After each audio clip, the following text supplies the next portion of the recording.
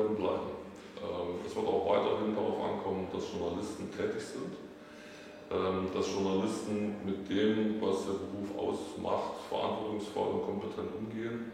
Es braucht Themensicht, es braucht eine kompetente Recherche und es braucht die Fähigkeit, mit den vorhandenen medialen Mitteln so umzugehen, dass die angesprochene Zielgruppe auf den Plattformen, auf denen sie sich bewegt, auch erreicht wird.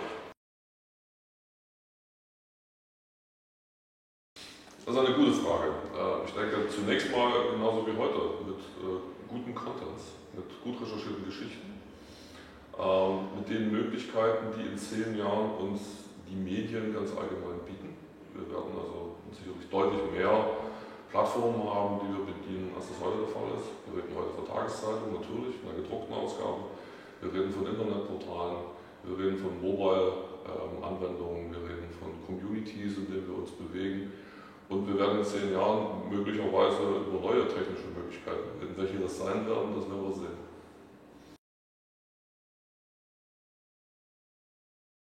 Da wir ja als Medienanbieter eines Regionalverlags aus Print kommen und jetzt den Schritt von Print nach Online gegangen sind, auszuprobieren, wie ist das mit Bewegtbild, wie geht Twitter, wie geht soziales Netzwerk.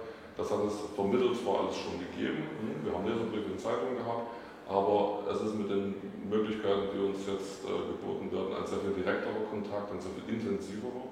Und das ist für mich im Moment das Spannendste, die User, die Leser, wie immer Sie es nennen wollen, einzubeziehen in das, was wir täglich machen, auch davon zu profitieren, was wir da zurückbekommen und das wiederum in die journalistische Arbeit einzubauen.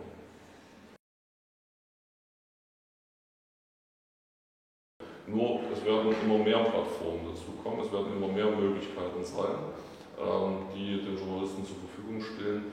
Das wird dazu führen, dass er sich dieser Herausforderung auch immer stärker stellen muss. Eine höhere Kompetenz im Umgang mit Möglichkeiten moderner Kommunikation ist nötig.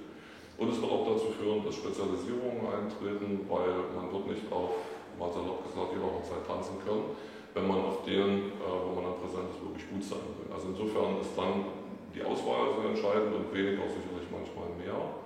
Aber die Möglichkeiten sind sehr vielfältig und sehr spannend und das wird sicherlich so bleiben.